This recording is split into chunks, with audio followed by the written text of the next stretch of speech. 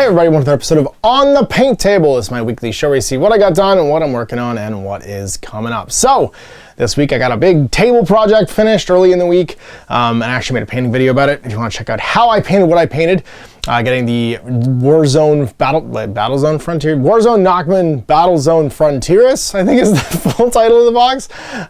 Painted up. I did basically a how to use 2 rattle cans to save yourself a ton of time painting, and painted the whole set in a morning. I put that video up on Tuesday, I think, and you can check it up here in the cards. I also assembled a bunch of stuff for Blood Bowl / Dungeonbowl that I'm super pumped for. There's some new additions to Dungeonbowl coming out in the next Spike magazine, along with the new Norse team. So I put them together, combined them with some bits I had for my Blood Bowl bits box, and I'm getting ready to play some the Dungeonbowl next week. I'm really excited. I haven't gotten a chance to play it yet, and Mike's coming down with his team to throw down against my College of Heavens. I do love a good Blood Bowl game, and Dungeonbowl is combining 2 great things that go great together. Besides that, a bunch of other things on the go, so let's see what got done and what is coming up. So here it is in all of its painted glory. Battlezone Fronteris Nachmund, with a couple of extra STC hab buildings, and this is just half of the cardboard it comes with, just to put it on something so it pops up. It wouldn't pop as well off of the black tablecloth, obviously. And you can see here a nice little up close. I've obviously featured in that previous video of how I used double rattle can spraying, so a dark chocolate brown and then a light kind of like almost Mechanicus gray, and a blue gray, almost like a Shadow gray or an old Space Wolf gray on top of this. The Fang would be the closest Citadel color. So if you wanted to like Mornfang brown your buildings, if you want to use the Citadel sprays and then use like the Fang spray over top of it, you could get the same result basically. I used hardware store stuff because, you know, it's just me. I'm doing tons of terrain. I'll use more robust, like sort of aggressive spray paints and not ones designed for miniatures to paint this stuff, because you want it to last for a lot of like handling and damage. And then I picked up the details, but you can see here it fills up half. Like having the 2 extra hab STCs obviously is nice, but this is just what one set comes with walls wise. 2 habs, the stackable landing pad / like bunker complex with one of the buildings on top, and just adding a couple of these guys extra made it extra full. So with the double slab, it was more than enough for a 1,000 game incursion size, and I'm super happy with it. It's so cool. When I basically add the Nachmund like pipes and gantries and stuff to this, it looks like a really cool little settlement, little Hadley's Hope from Aliens, but set in the 41st millennium, and I'm really happy with how it turned out. So you'll see this a lot in the future for battle reports, because I mean, I'm just really pleased with it. It turned out fast, quick. It's the best way to paint terrain. It's durable, it's quick, and it looks great from 2 feet away. Because there's no rest for the wicked, we got the Thandia Strong Point. Basically the same thing as the Nachmund box, except with an actual unit you can play in it for Age of Sigmar. So you're gonna get this big like waterfall-y thing, 2 of the under construction ruins, the big tower, and some stuff that's kind of almost Gur specific, like this cool dead dragon. And then of course you get the Incarnate of Gur as well. And you get 2 boards, which I'm actually kind of excited about. I haven't had a chance. I don't have really, besides the Warcry ones, I don't have any really nice Kill Team style of the cardboard boards, and there's 2 in here to play with as well. So I'm pretty pumped for these. I'm going to put the stuff together, and I'm pretty sure I can do a double rattle can method, but using I'll lean into contrast paints for this one. So I'll do like probably a cinnamon and then a gray over top of it, or like another brown and gray, and then use contrast paints to like quickly get all these details popped out. So I'm pretty sure it probably won't be as fast, because I mean obviously these are more like mechanical. You can get a lot of you can get away with a lot with like single colors on these. But I can probably use very much the same method and some contrast over top to get a really nice finish on these relatively quickly. And I'll probably do another video for that too. Tell me in the comments if you want me to, because yeah, otherwise I'll just paint it at home. If you enjoyed that video, let me know and I'll do more stuff like that. Then look at these beautiful beauties. Spike 14s coming out next week. These guys are up for pre-order, and as soon as I saw that in the back of this issue, on top of the new rules for Norse teams, there was also rules for playing them in Dungeonbowl. So I was already planning on trying Dungeonbowl next week. I went to my bits box.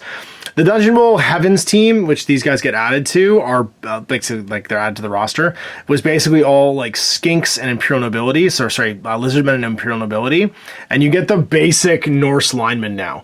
added to their lineman roster. The Blitzers, you can have the Imperial Nobility Blitzers and the Norse Berserkers. So I'm having 2 of each because you have a max of 4 in that position. And then I also made myself, so I made them out of just human Blitzers and linemen, but with like old knight heads, like, and a bit of like stuff from the actual Norse box too. These will fit right in. So these are my Blitzers. Imperial Nobility style. I'm actually really happy with how they turned out.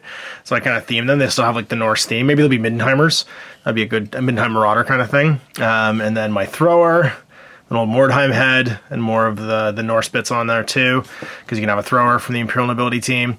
And then I've got 2 Valkyries, which are sort of the catchers for this, and then 6 linemen, and with the 2 Berserkers. That's a full lineup. So that's 13 players, a full 1,000,000 gold piece Dungeonbowl lineup that I'm going to give a try on Wednesday against Mike, who's bringing his Dungeonbowl down, so we can give it a game. So I'm super happy. It was fun to convert stuff. Like, they're simple conversions, but they're really nice. These new plastics are amazing, and I didn't know I needed it in my life, but they did it. They did it. They made a Techno Viking miniature. It's a legit Techno Viking miniature. I don't know where his water bottle is, but that's why I gave him the keg. So he has his water bottle, but it's got it all. The undercut, the pointing finger, it's Techno Viking in Blood Bowl. And for that reason, when I got this box and I saw him on the cover, I was like, everything else stopped, and I was like, I'm doing this for Wednesday. I don't care what it takes. I don't care if I don't have to sleep. And I built these guys. So I'm super happy with them. I'm excited to give them some paint and play a Heavens team in Dungeonbowl coming up. And of course, I'll finish these guys off for Blood Bowl. Also exciting, from Adepticon, the 2-player starter set for Bushido came out. Odin was nice enough to send one along. I'm really excited about this because it's basically a family feud. So if you played the old 2-player starter set, it was the 2 sort of like primary factions. It was the Ryu versus the Clan Ito, and like that was neat, and it gave you sort of like the contemporary good guys and bad guys in the factions, sort of like on the island. But this one's multi-faction, so all of these guys have like different affiliations, and they can also all be like multiple affiliations. It's kind of like a box of different mercenaries, but then they're all from 2 families, so they're like brothers, sisters, grandparents, parents, and like they're like little avatars that have a feud. It's such a cool way of doing it. I love that this like 2 warring houses basically recreate like Romeo and Juliet in a story, and these pieces can be useful for all armies. The models are beautiful. I'm pumped to paint them. Hopefully Rob will be down to play more Bushido in the future.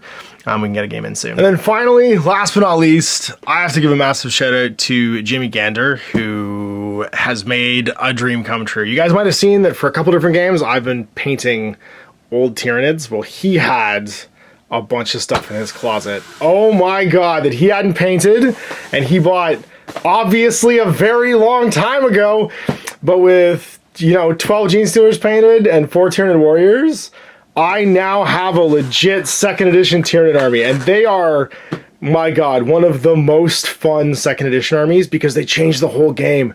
They like cut out tons of missions, add new missions.